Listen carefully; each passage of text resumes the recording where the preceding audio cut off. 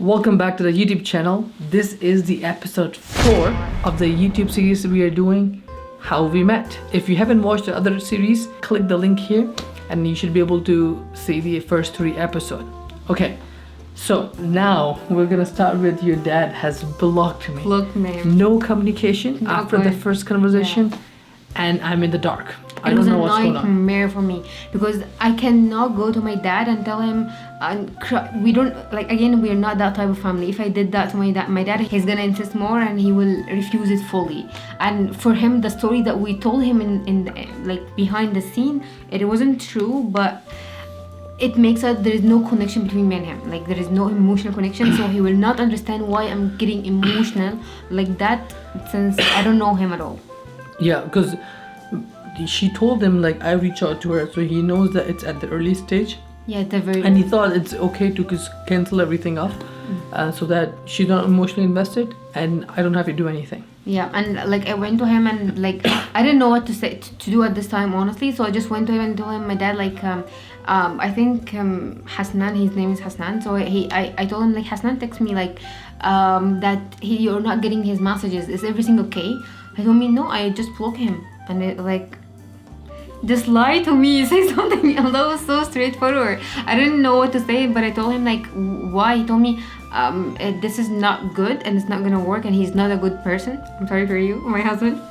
He told me he's not a good person, it's not gonna work, just forget about it. And he complete eating because he was eating, and I was like next to him like he cannot cancel everything that easy because he don't know what happened, like, and that we're actually talking and that I know him so good. Did he saw the message, like the video yet or No, he never saw some videos so far. It's only my mom, like till this moment. Okay. And I didn't know what to say, and I like me talking to my dad, I'm also behaving. I cannot raise my voice, I cannot overact, I cannot do dramatic things and anything like that. So I just told him like I don't think that's your right to do this, and that was like so unpolitely for me.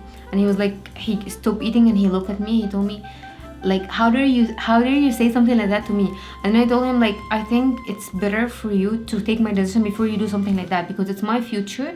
So even so, if you don't think that he's a good person and you block him, which is I completely agree, but I have the right for you to come talk to me and tell me that I block him. Like just not me coming and asking you and just figuring this out.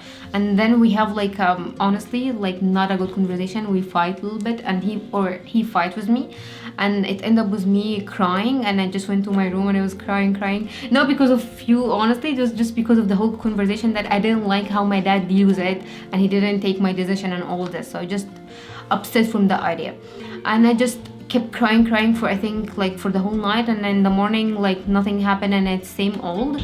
And then like when my mom saw me like I was crying and everything wasn't good, and I was like whole night thinking how I can solve this, because I cannot, because he's a good person and I know that he didn't text him in a good way. And I was pretty sure at this time if he told me that what he's going to text him and I can modify the text a little bit to make it more emotional, I can win my dad. But he didn't do this, and he just used Google Translation, which is give him like just a solid he didn't understand what my dad is asking for, so he misunderstood my dad and my dad misunderstood him, and he take such a bad reaction or bad impression about him. So it was like I just wanted one more connection, because I know that my dad is like more simpler than that, and he can be okay with him and he will love him, and I know that. So I just wanted something make me get in touch with my dad for the last time, to just text him a message that I wrote it so he can understand him well, because I understand my dad. So what happened that I told my mom like that I'm not gonna let this go, and I wanted this to work, and I want my dad to at least have a proper conversation with him. And my mom told me that okay, just let him send him a friend request on Facebook. I was like, why didn't we think about that? It was so easy, and it was like very simple, but I have never think about it. I was like, hey, that's so good. And I told him, and he texts my dad on Facebook, but the Facebook, of course, because he's not a friend with him, so it goes to the I think friend request, message request. Message request. And my dad is not like that advanced in technology, so he will never know that there's something in the message request, so he didn't even notice his message. I was like, okay, now we are stuck like to the point that my dad figured out it could be in a month, in a year, so I don't know what to do. I told my mom that my dad is not able to see his message, can you help us? And my mom play a little bit game that, because my mom like called my dad phone a lot, and she's like, she pretended that he hold his phone, and she was like scrolling, and was like, okay, look, he Hasnan, he texts you from Facebook, and as she's just figured out, and he was like, how, what happened? And he just looked into the message that I wrote it, and I told him to send this message to him because I know now how to fix the situation. Yeah. And I sent it to my dad, and my dad kinda didn't block him or didn't take like any bad reaction. And I think you called him at this time, and he was like getting a little bit shocked that he's doing effort and he's actually trying to reach him out. The thing is, I was calling, but I was also nervous. What am I gonna say? Yeah, but I have no idea what to say. And it was very early, very late at this time. It was like I think 1 a.m. in the morning. He just calling my dad.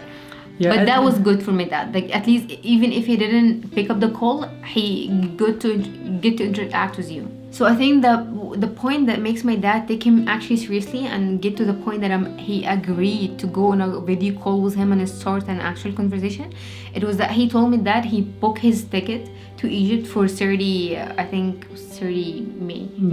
Yeah, that was like, for me also it was a shock. I didn't know that. I was like, are you actually going? We ended conversation on the idea that, okay, if you're that serious, come here.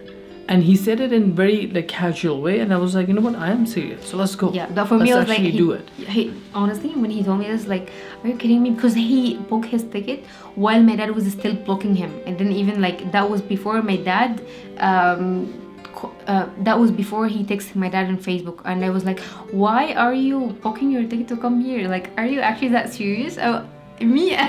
I was actually not believing that. I was like, how that he's doing this? But I like it. And he like when he texted my dad, that was I wanted to highlight in the message, and my dad liked that he's actually coming to us. And since he's coming, so my dad was like, okay, I'm not gonna be afraid because I'm gonna get to know him and I'm gonna see him actually. It's not like just a video call. In the end of the conversation, he talked about something that I wasn't expecting. I told him like I'm working here, and I told him I'm like okay salary. He asked about salary and everything, so I told him I'm like okay stable person, but I'm not that great. I'm still sort of struggling. Now he asked me like, okay, in which I knew that in Arab culture, everything that's been done in terms of wedding does by a guy, and I kind of knew that, and I was working towards it before, so I had a little bit saved up money. But so he said that, but he also said like they have a lot of golds that's given to the wife, that a lot of things, big wedding and all that. But he said, I don't want anything. I don't want you to buy any gold. I don't want to anything from you. I just want you to buy an apartment that's in Egypt. Okay, that apartment could be under your or her name. I don't have anything to say at that, but you have to have some sort of connection in this land, Egypt, so that in future you first of all, because my money is stuck in the apartment, I'll be coming back and forth. And second is that in the future maybe we hope to come back to Egypt and live our life here. So this was his condition for me to marry her, right? He wasn't concerned about anything if I have money or not. He was only concerned that you should be able to buy a property, and he's gonna help me. And he's gonna find the cheapest property, he told me. He's not like something fancy or anything. I just want like even under his name. It's not just my name, so I consider the mahar or something. Yeah. It just. So he said like just find, like I'll help you with it. I'll find the cheapest property. Don't worry about that. But you have to buy something here, which was kind of odd to me because nobody ever said that to me before. But then I kind of put myself into his shoes. He's sending his daughter miles and miles away. Nobody knows who I am. And they can't figure out in any means because there's no connection of them with my family or my family with them, because she was coming to me, so she's always at a bigger risk than me going there, right? So anyways, that's what happened, and I was like, you know what, that's fine. The property in Egypt is actually fairly cheap back in those days. So we were looking at about $12,000 Canadian. I'll be able to buy a flat, like apartment, 2-bedroom apartment, I think. A smaller apartment, but that in Egypt I was like, okay, that's fine, we'll figure it out. Worst case scenario, because now we're at the stage that I'm going to Egypt, okay, and I haven't done anything. There's nothing been done finalized between us. I'm just going to meet with them, and her dad wants me to buy the apartment. Yeah, but like you have to also highlight that when my dad asked him that, he like his reaction wasn't bad, but for my dad was very bad, because my dad wanted him, like when he told him, okay, I want you to buy your apartment under your name, or like this whole story, his reaction has to be, okay, of course I'm gonna do it next day, I'm gonna take my money, just do it tomorrow, I don't care. But of course, like his reaction was like more mature, like, okay, I'm gonna think about it, you say that, I'm gonna think about it. That for my dad, he blocked him. He didn't even give him a chance to think about it. I don't need you to think about it. I just want you to give me like an instant reaction that you agree to take the risk for me. For me, nobody asked me for an apartment, that was especially very weird in Egypt, and I was like, I don't know if it'll be a good idea or not. Plus, I didn't know how expensive the apartment gonna be. I thought it's gonna be 200,000 Canadian dollar, which I can't afford. So this is what I said, and this is what happened. Yeah, that was like also for me when I know about it, like that my dad sent him this message. I was like, why did my dad do this? Because I never saw this in my life, or at least in my family, that someone asked for that when someone come to marry. But I didn't understand that point in the beginning, honestly. Later on, I understand why my dad did that. But at that time, I was like, no, I don't need an apartment. I don't need that. I just want to have a calm life. Yeah. So now we got to the stage that like, okay, I booked the ticket. So he unblocked, we talked, and I agreed that okay, we will buy it after he told me that what it's gonna look like in terms of dollar value. So I was a little bit more relaxed, because I know if it's not 12,000, 15,000, I can figure something out. Then I book a ticket to go meet with her. Now at the same time, my family, my mom, dad, my sister and her husband was going to Pakistan for Hajj, and I was actually planning to go do a Hajj with them, because I didn't want to send my parents alone. So I was thinking of it, and then because I was coming, my sister and her husband ended up coming for Hajj with me as well. Hajj is basically pilgrimage for Muslims in Saudi. So then what we decided that we'll go to the Hajj. I will do is that I will leave before my parents. I will go to Egypt, make a trip to Egypt, from Egypt to Pakistan, from Pakistan to Saudi. For my parents, they're gonna go to Pakistan to Saudi, and then back to Pakistan, and then back to Canada. So that's what I did. I leave 10 days early. I made a flight. I came to Egypt. I booked my hotel for 7 days there, and the plan was that whole 7 days, from the morning till evening, I'll spend time with them. Yeah. He will come every day, yeah. Yeah, that's happening. So now the first day came in, her request, but no matter what happened, I need the flowers. Which was, I mean, I'm okay with it, but I was like, I don't know how I'm gonna find the flowers. He asked me what do you want me bring you as a gift from Canada. I was like, I don't need anything. I just need you to bring flowers. He was like how I can hold flower in the flight. Yeah, of course I brought a lot of gifts for her family. Yeah. But nothing as what she wanted. But of course I cannot bring flowers in the flight from Canada. That's gonna be bad by the time I get to Egypt in like a whole 2-day journey. So then I got to the hotel. The first thing was like, okay, where's the flower? I Googled it. I found a place. Now I had no idea how to get to the place. So I was walked. I think it was like a 45-minute walk for me to get to the flower place, and then take the flower, wrap it. I don't know how much I paid, because I think it was 200 pounds or more, which nice. Might be decent. So I got the flower, came all the way back, got ready, booked an Uber, and then took the Uber to her place. And that was the first time her brother came down.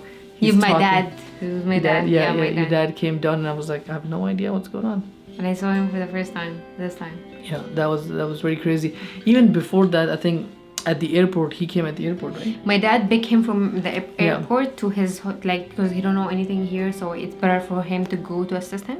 So my dad meet him in the airport, and he take him to his hotel, and he left them there, and he just came back home. And actually my dad at this time, I don't know if I told you or no, but my dad he didn't talk to my dad much, because he don't know Arabic exactly. I was in the call. I tried to tell my dad what's going on. My dad tell him and all of that, and he went.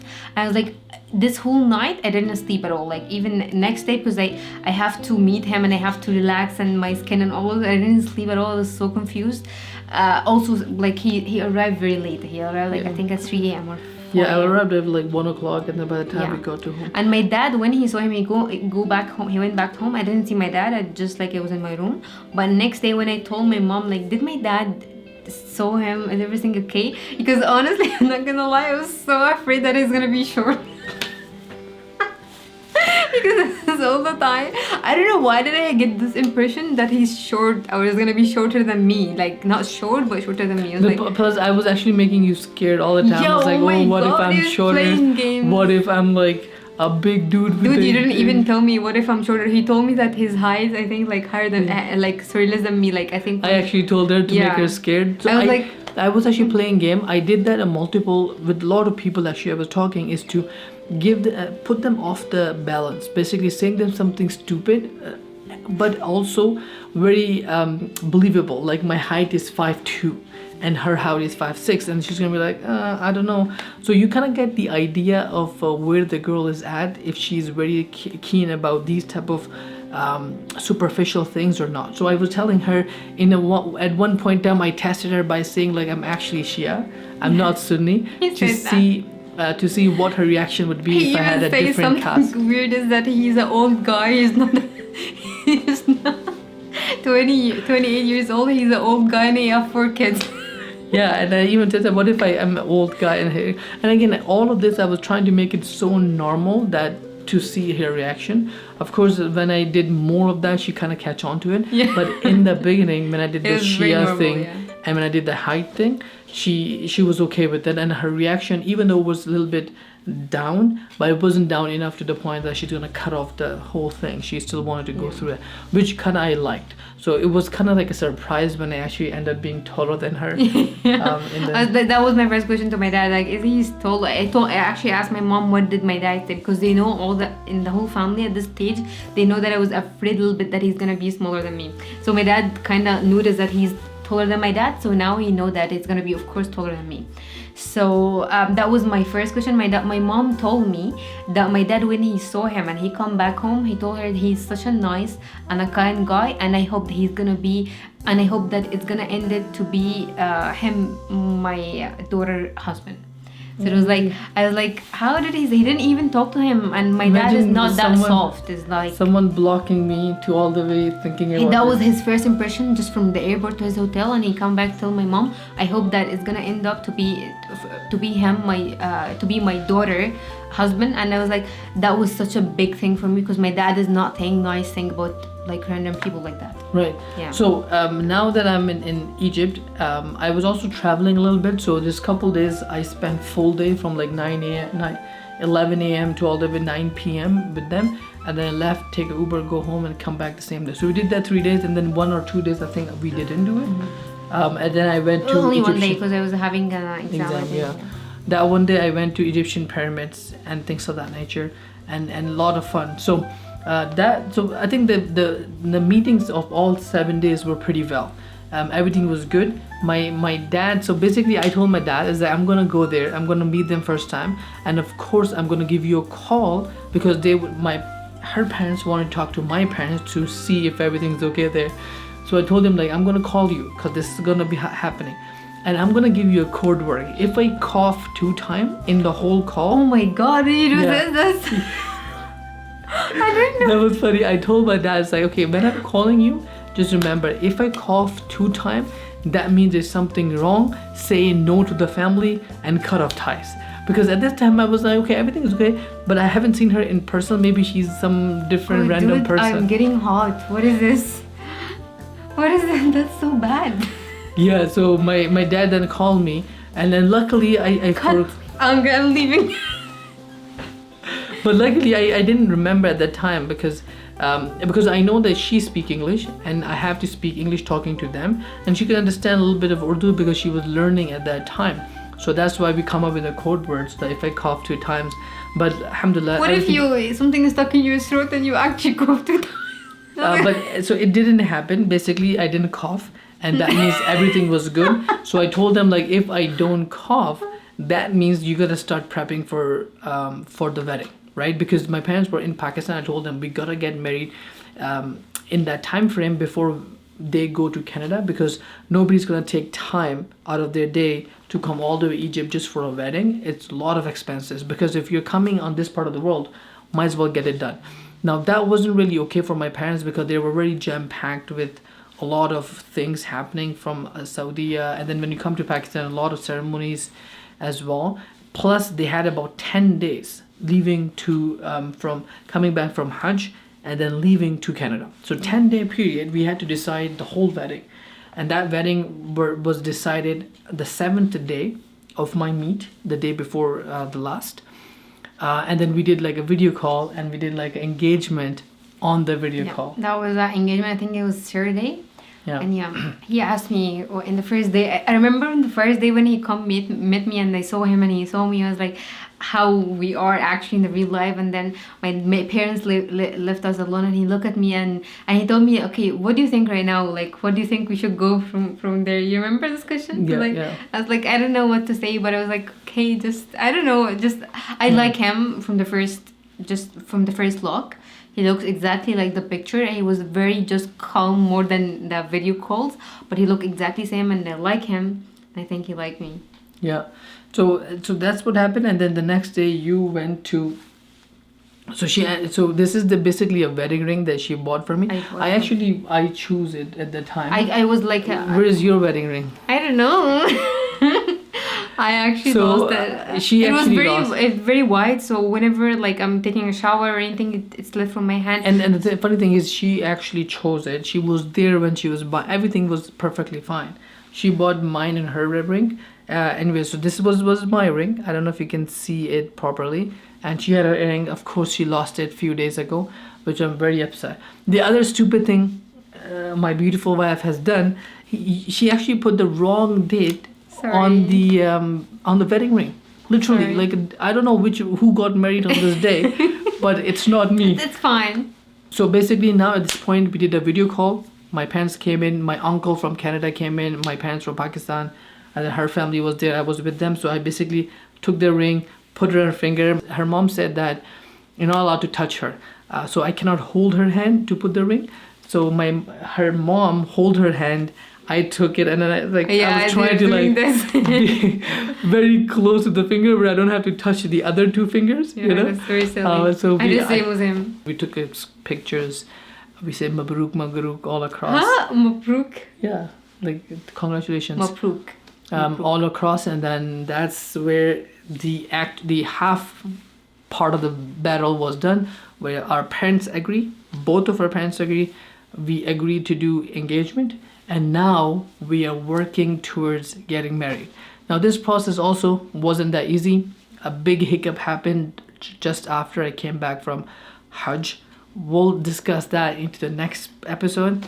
In the meantime, take care of yourself and of this channel.